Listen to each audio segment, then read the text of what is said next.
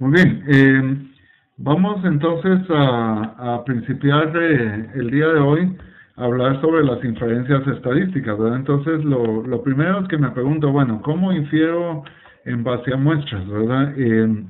Para poder inferir, cuando nosotros necesitamos tener parámetros de alguna población, ¿verdad? Y yo necesito hacer muestreo porque de repente el tamaño de la población es muy grande o porque el costo es muy elevado, necesito las cosas a tiempo, o también puedo hacer una inferencia porque puede suceder que esté destruyendo lo que va a dar, lo que va a permitir el objeto de estudio.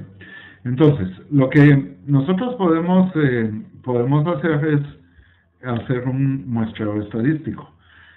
Vamos a ver el cálculo del tamaño de la muestra, cómo podemos tener un esquema de muestreo y cómo presentar los resultados. Eh, para, para que nosotros veamos el tamaño de la muestra, digamos, tenemos que tener algunos parámetros. Por ejemplo, qué confiabilidad le quiero dar, estimar qué características tiene el fenómeno, y entonces solemos usar estas formas, ¿verdad? Usamos, en este caso, para una población infinita, la confiabilidad se ve con Z. Luego tenemos la variabilidad con la desviación estándar o la varianza y el error que necesitamos darle. Entonces esos son los parámetros que necesitamos. Para la población infinita esta es la fórmula y para finita es esto. Ahora, esto se los trasladé yo a una hoja en Excel para que sea más práctico. Y entonces usted solo tiene que averiguar cuál es la confiabilidad que le quiere dar. Por ejemplo, si quiere darle .95, se coloca en los puntos celestes todo. Entonces coloca aquí .95. Luego, en la desviación estándar acostumbramos, si ya la tenemos calculada, pues le colocamos la desviación estándar ahí. Y si es un atributo, simplemente le ponemos .5. Y aquí colocamos el error que queremos darle. Si es una variable, se coloca el valor en un dato numérico, y si es un atributo, normalmente se ponen decimales. Entonces, si colocamos una confiabilidad del 95% con un error de .027, el tamaño de la muestra es 1317 personas. Esto es lo que normalmente se está haciendo hoy en día para un muestreo político, por ejemplo, para elegir un presidente, ¿verdad? Esa es la población infinita. Vean que la finita y la infinita casi que tienen el mismo tamaño. Solo cuando la población es pequeña, entonces sí va a haber una disparidad en estos números. Bien, tenemos entonces que el cálculo del tamaño de la muestra se hace así. Luego, ahora, ¿cómo obtengo la muestra? Puedo hacerlo en forma aleatoria simple, en forma sistemática, puedo hacerlo estratificado y puedo hacerlo también por conglomerado. En el aleatorio simple, los elementos se eligen completamente al azar, ¿verdad? En Excel, ustedes pueden entrar, digamos, teniendo una cantidad de elementos, ¿verdad? Si tienen acá unos 30 elementos, entonces los numeran, van a donde en análisis de datos, que ya lo habíamos configurado el primer día de clases, ustedes buscan muestra, le dan a aceptar, y entonces les va a preguntar acá cuál es el rango de entrada. Entonces aquí yo tengo 30 datos, ingreso mi rango de entrada desde, prácticamente estaríamos teniendo desde el 1 al 30, aquí en la pantalla no se ven todos, pero le indican que tienen rótulos en la primera fila y le ponen qué tamaño de muestra quieren. En este caso yo quiero un tamaño de muestra de 5. Entonces le indico dónde quiero que salga, y al darle a aceptar, vean, aquí me escogió una muestra aleatoria de los 30, me escogió el número 8, el 25, el 17, el 9 y el 6. Si algún número se repite, se vuelve a hacer el procedimiento hasta que ya los datos no se repiten. Esta es una muestra aleatoria. También se puede hacer un muestreo sistemático, ¿verdad? En este caso, en el muestreo sistemático, los individuos van a ir siendo espaciados igualmente en la lista. Entonces yo lo que hago es que tomo el rango de entrada siempre. Ahora, en lugar de aleatorio, que era por default, le pongo periódico acá. Y le coloco el tamaño de la muestra. Por ejemplo, si quiero... Perdón, le pongo el tamaño del periodo. Si yo tengo 30 elementos y quiero un tamaño de muestra 5, entonces si dividimos 30 dentro de 5 que quiero, voy a tener que escoger uno cada 6. Miren, al darle a aceptar me escoge el 6, 12, 18, 24 y 30. Vean que a diferencia del aleatorio, va escogiendo un elemento cada 6, ¿verdad? Aquí pues es muy práctico, pero si ustedes tuvieran 1000, 2000 datos, se pueden facilitar haciendo este procedimiento. Luego tenemos el muestreo estratificado, ¿verdad? En donde utilizo factores, subdivido la población, veo cuántos elementos quiero en cada factor y de ahí puedo trabajar en forma aleatoria o en forma sistemática haciendo un simple aleatorio de cada uno de los datos, ¿verdad? En este caso, digamos, si tengo elementos en administración y en producción, pido que los datos se ordenen, entonces ya me quedan aquí ordenados. Luego ya veo cuántos elementos hay en cada caso. Hay 12 en administración y tengo el resto, lo tendría en producción, que serían 30. Entonces ya ahí yo defino, digamos, escoger dentro de los 12, el 12 lo divido dentro del tamaño total, que eran 30, y entonces al dividir 12 dentro de 30 y multiplicarlo por el tamaño de la muestra, yo obtendría ahí el tamaño que necesitaría, ¿verdad? Entonces, igual 18 dividido 30, y de ahí puedo escoger en forma aleatoria o en forma simple. Por conglomerados es parecido, ¿verdad? Tengo algo parecido, con la única diferencia ahí que los grupos se forman naturalmente. Bueno,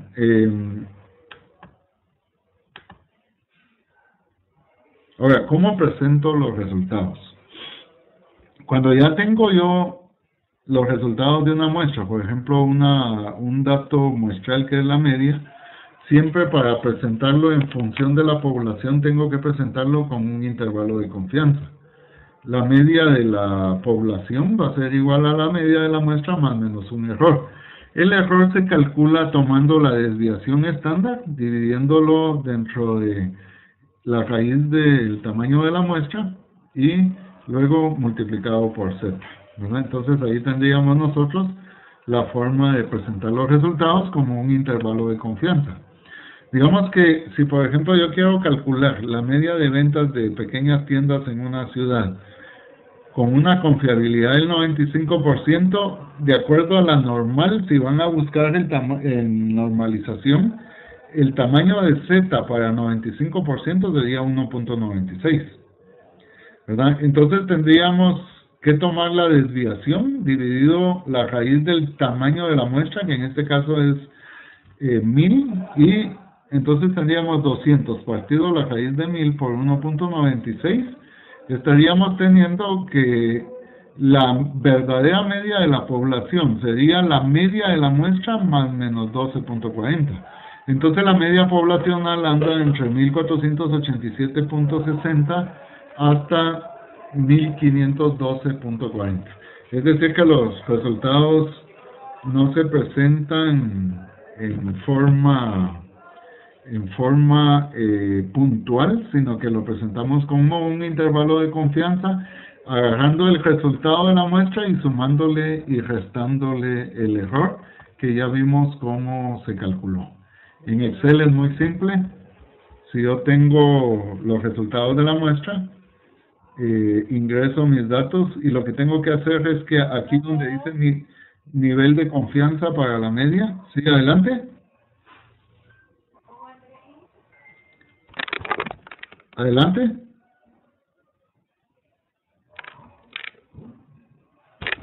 ¿Tenía alguna pregunta?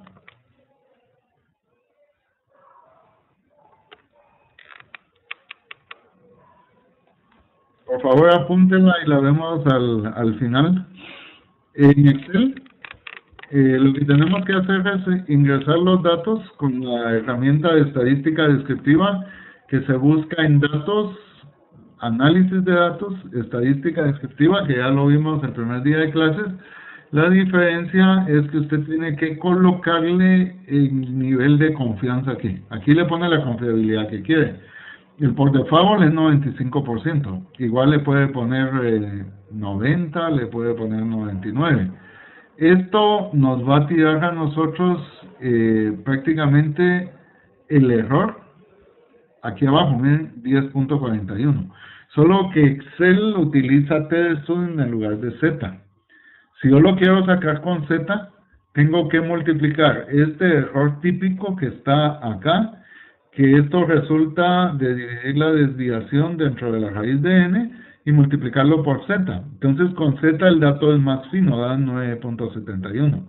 Con t da 10.41. Y entonces esto es lo que le suman y lo que le restan al error, a la media, perdón, para poder tener el dato adecuado, ¿verdad? O sea que esto se puede hacer muy práctico en Excel.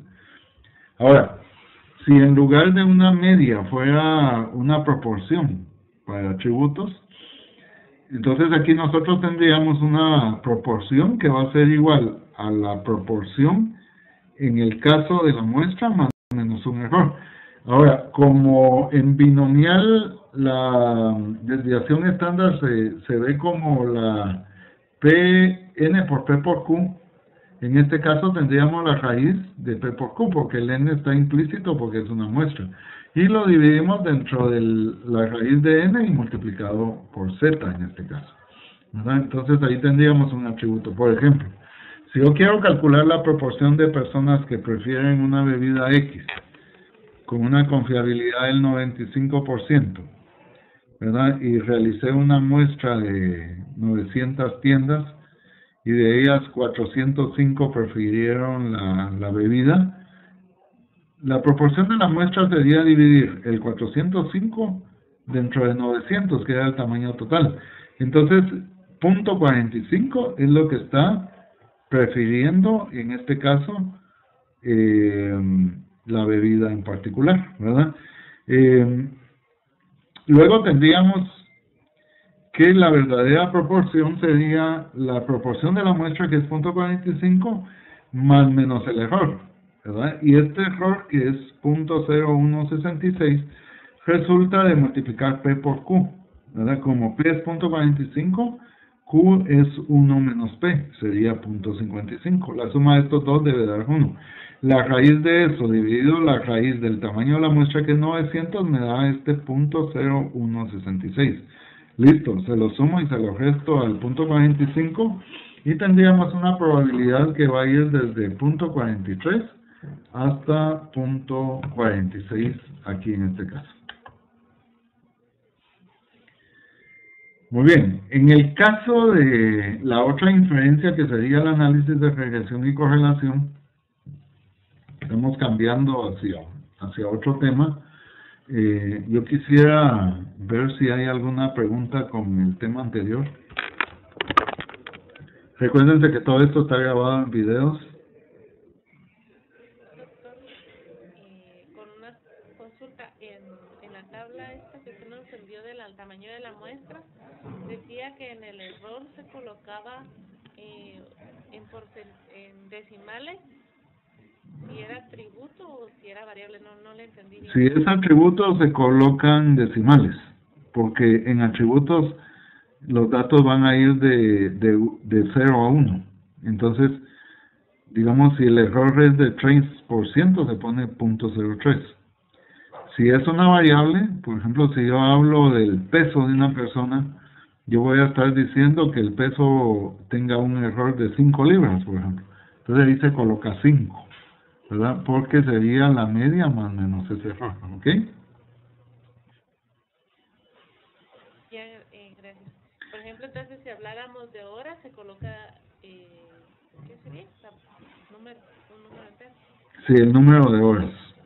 Exacto. Esa es una variable.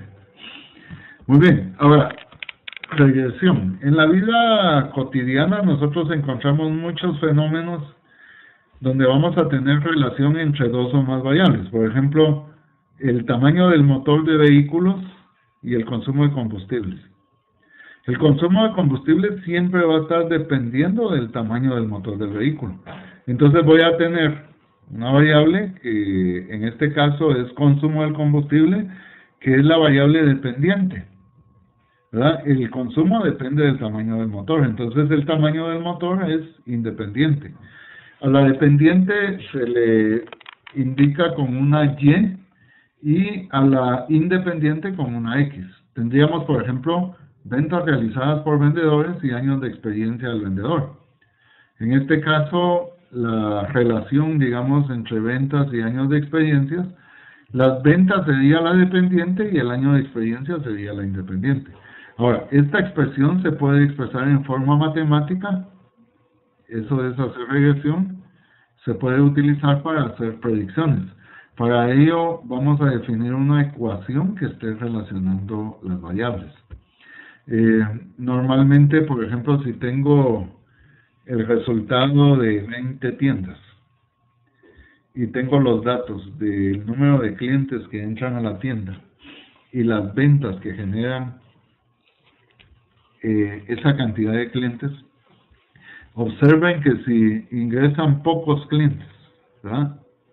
425 clientes, la cantidad de ventas es más baja que si ingresan más clientes. Si eso lo ponemos en una gráfica, ¿verdad? Entonces tendríamos algo como esto, un diagrama de dispersión. Se acostumbra a poner X en el eje horizontal y se acostumbra a poner Y en el eje vertical. Si ustedes observan, aquí hay una tendencia creciente y yo podría ir trazar una línea. Entonces, el análisis de regresión es encontrar el modelo de esa línea, ¿verdad?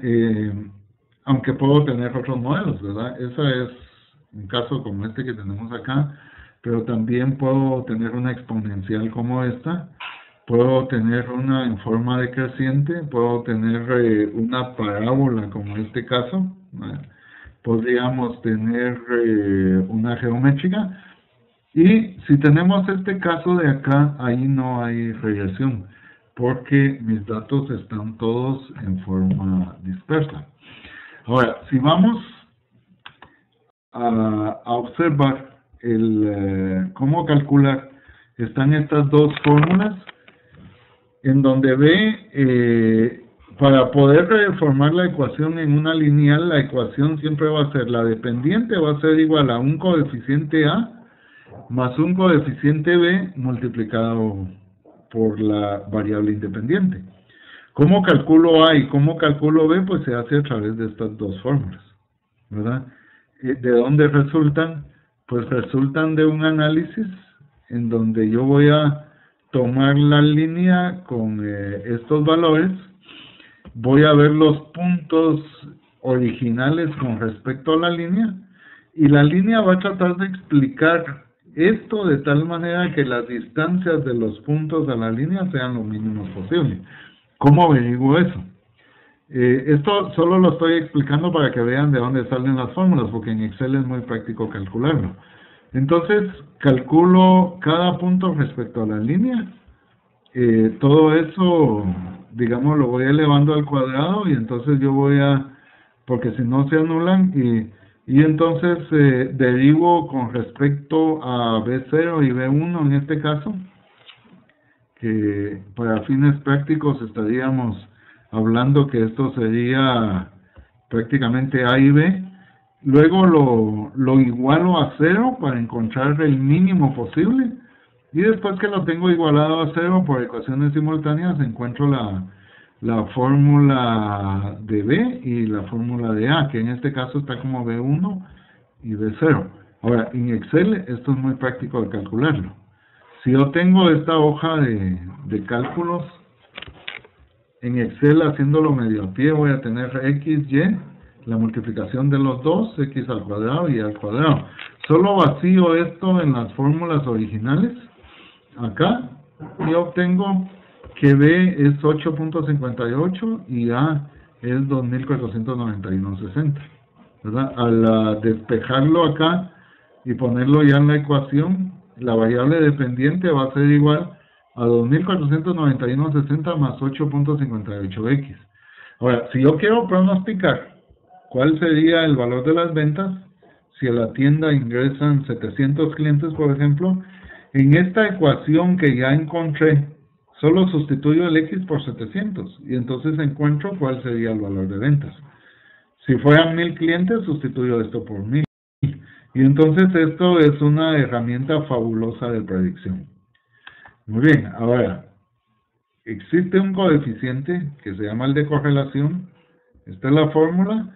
Al igual, agarrando lo que teníamos allá en Excel, sustituyo XY aquí, XY, X al cuadrado, aquí sustituyo Y al cuadrado, aquí X y aquí Y, que vienen del cuadrito anterior. O sea, lo que estoy viendo es la variabilidad en conjunto dividido la variabilidad en X multiplicado por la variabilidad en Y.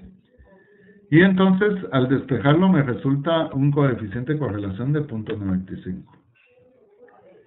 Ese 0.95, para ver si es adecuado, voy a una tabla que se llama la tabla de valores críticos, y con respecto al número de elementos que tengo, por ejemplo, aquí eran 20, al 95% de confiabilidad, yo observo si este coeficiente supera este número. Si supera este número, eso me está indicando que sí hay buena relación entre variables. Eso es lo que me estaría indicando acá. O sea que el 0.95 supera ampliamente el 0.44, por lo tanto sí hay una relación adecuada. Luego tengo el coeficiente de terminación. La forma más práctica es solo elevar al cuadrado el de correlación. En este caso es 0.91. Y lo que me muestra es el ajuste que tiene el modelo con respecto a los datos originales. O sea, ¿qué tanto la línea me está explicando el fenómeno? Si tengo 0.91, el máximo es 1. Quiere decir que yo estoy explicando el 91.58% del fenómeno, y en alguna forma diría que mi pronóstico va a estar bien el 91%, ¿verdad? También se puede calcular por esta vía, pero la vía más práctica es elevando simplemente el cuadro. En Excel, lo que hago es que, agarrando mi nube de dispersión que ya tenía, ¿verdad? Yo la voy a formar yéndome a insertar gráfica, luego busco dispersión, busco esta de puntos, y al ingresar estos valores, pues me tira los puntos de la regresión. ¿Qué es lo que hay que hacer acá? Situarme sobre cualquiera de los puntos, ¿verdad? Yo me sitúo en cualquiera de los puntos acá, le doy clic derecho y luego voy a donde dice agregar línea de tendencia, repitiendo, clic derecho a los puntos y agregar línea de tendencia. Luego que ya tengo esto, entonces me va a abrir un diálogo adicional. Por default va a aparecer la función lineal, aunque puedo poner cualquier otra acá, exponencial, polinómica, potencial. La que más se utiliza es lineal, y todo lo que tengo que hacer es pedirle que me presente la ecuación en el gráfico y que me presente el valor de R cuadrado. Cuando ustedes van y ya cierran, aquí les va a aparecer la ecuación y aquí les va a aparecer el coeficiente de terminación. Si quieren tener el de correlación, solo sáquenle la raíz cuadrada a esto y tendríamos 0.95.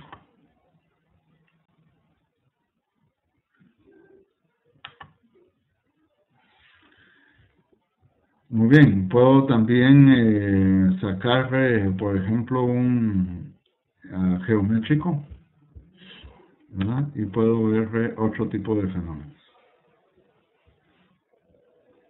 ¿verdad? Muy bien, otra forma de hacerlo es a través de análisis de datos.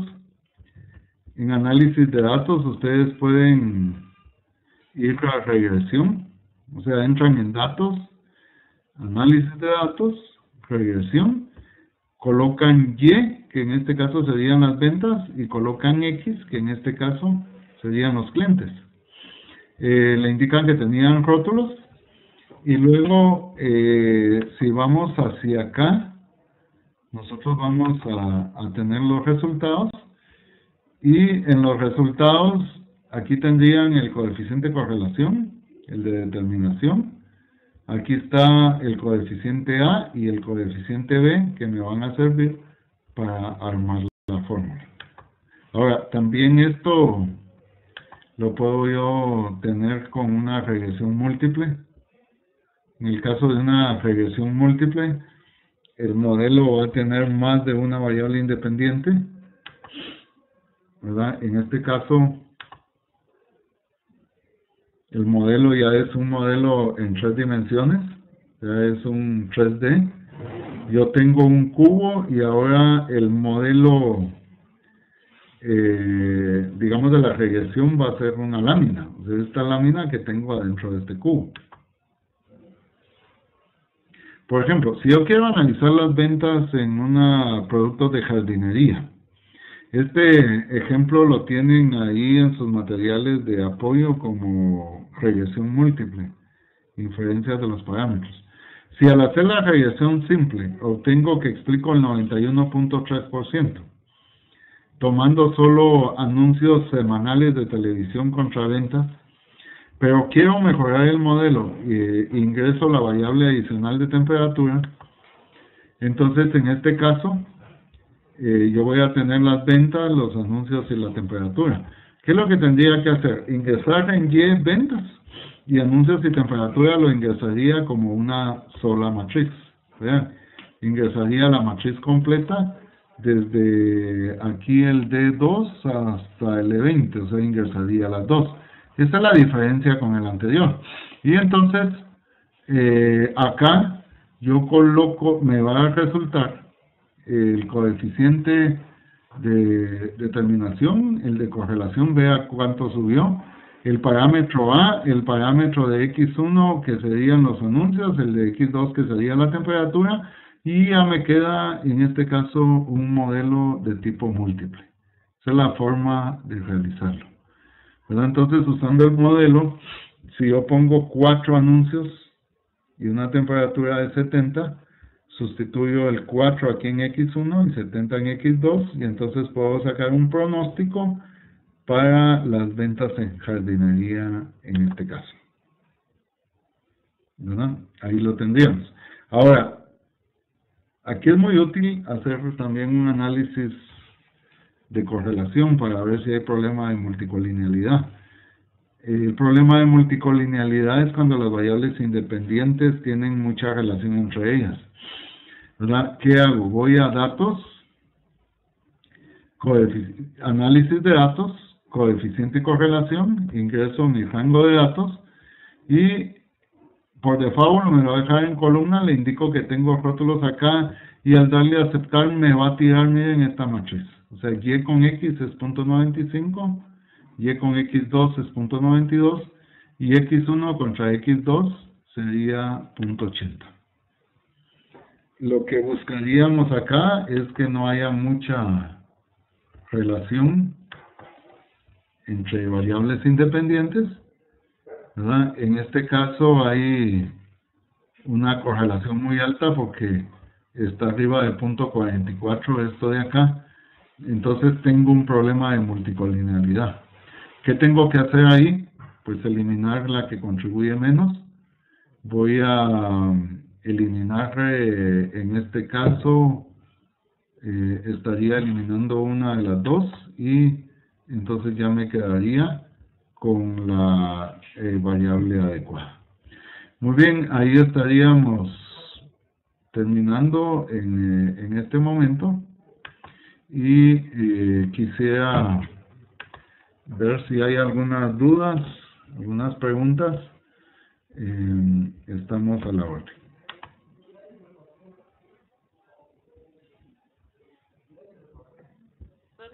No sé si podría volver a explicar lo del comparador. Disculpe.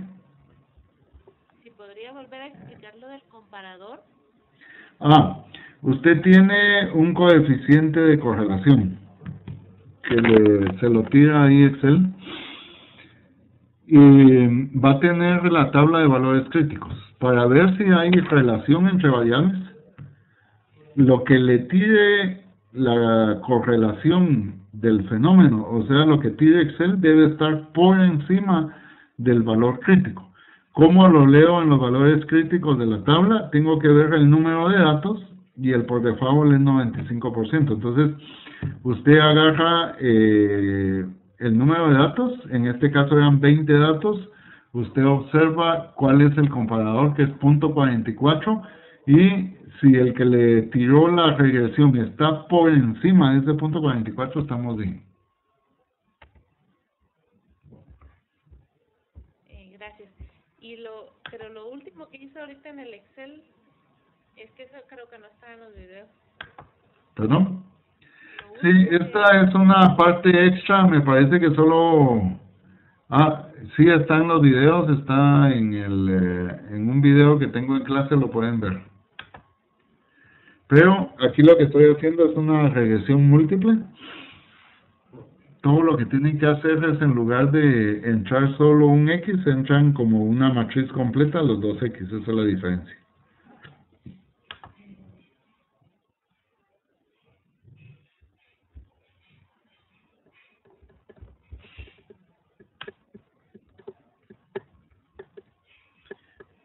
Muy bien, no sé si hay alguna pregunta adicional.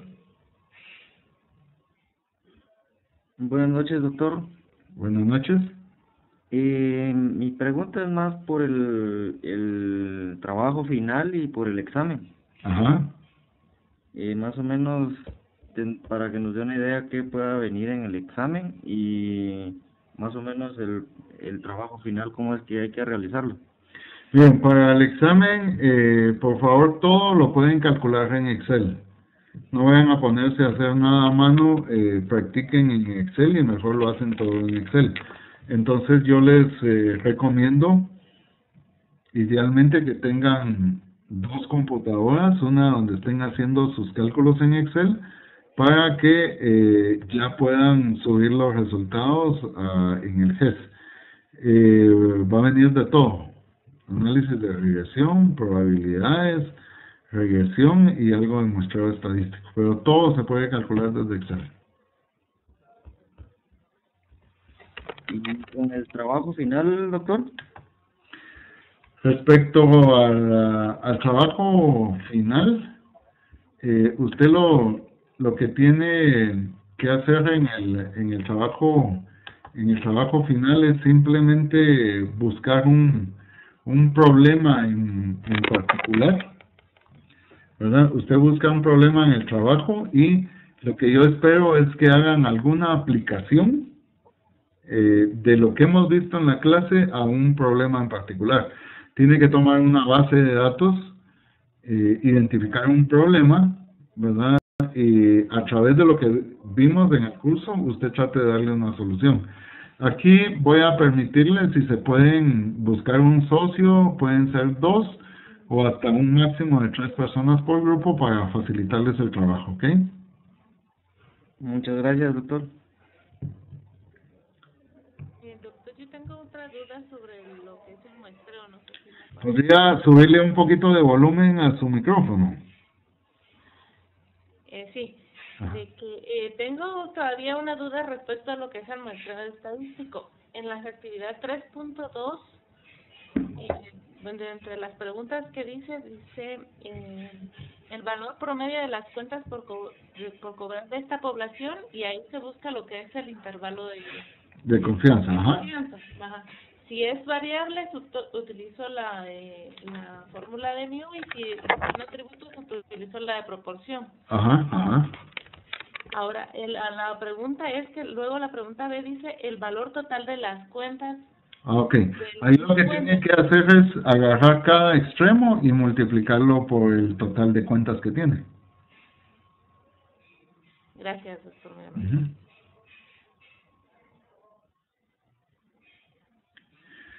Bueno, creo que es la última vez que nos vemos con ustedes. Estoy a la orden, ahí hay un foro técnico y está el WhatsApp donde pueden participar. Cualquier duda, estoy a la orden y vamos a dejar el trabajo final, me parece, hasta para el día miércoles, para que tengan unos 3 días adicionales para poder trabajar. Así que si ya no hay más preguntas, yo estoy cerrando la sesión en este momento. Buenas noches, doctor. Buenas noches. Ya probé el pan de Huehuetenango, me mandaron, muchas gracias, estaba muy rico y el café también. Les agradezco al grupo de Huehue porque un representante me mandó ahí a probé el pan de Huehue, me gusta mucho. Les cuento que para la Semana Santa estoy con ganas de ir a Huehue, ahí me sugieren lugares para visitar. Quiero subir a tomarme un caldo allá a los Cuchumatanes, un caldo de cordero me quiero ir a tomar allá a los Cuchumatanes. Amparito se llama el restaurante. Amparito, cabal, ahí quiero estar, quiero llevar a la familia a tomar un caldito ahí. Un caldito de cuentos y un churrasquito. Eso, muy bien, por ahí estamos. Si por ahí anda, haga la orden. Aquí lo conoceremos, doctor. Muy bien, gusto de saludarles y Dios les bendiga. Si tienen algún problema me cuentan, estoy a la disposición de apoyarlos en todo lo que pueda, ¿ok? Muchas gracias, doctor. Tengo una consulta sobre el foro. Ok, listo. Mira que tengo una consulta sobre el... Sí. Sí. Tengo una duda con respecto al foro, el foro 4, no sé dónde hay que sacar, porque ahí hay que colocar el resumen, pero no sé si es el resumen del trabajo final. Sí, es el resumen del trabajo final para que lo podamos tener todos a la mano. Bueno. Gracias. Yo lo que quisiera también es que por favor participen en el foro de la cafetería. Cuéntenme qué hacen, dónde andan, eso nos va a servir mucho para conocernos un poco. Si no, cuando ande allá en Huehue no los voy a localizar, hombre. Ok, cuéntenme un poco qué están haciendo, en qué andan. Ahí en el foro de la cafetería es bueno que compartamos un poco, ¿verdad? Estamos a la orden entonces. Ok, yo termino la videoconferencia. Pasen ustedes buena noche y estamos a la orden. Gusto de saludarles. Gracias, doctor. Feliz noche. Feliz noche, doctor. Feliz noche, compañero. Gracias. ¿Cuántos tuvimos, Marisa? 21 alumnos al final, doctor. ¿Cuánto? Se mantuvo en 20. Ah, A perfecto. 21 llegaron, casi todo el aula. Perfecto, excelente. Gracias, Huehuetenango. Estamos a la orden entonces. Feliz noche y me retiro ya de... Feliz noche. Feliz noche. Dios lo bendiga.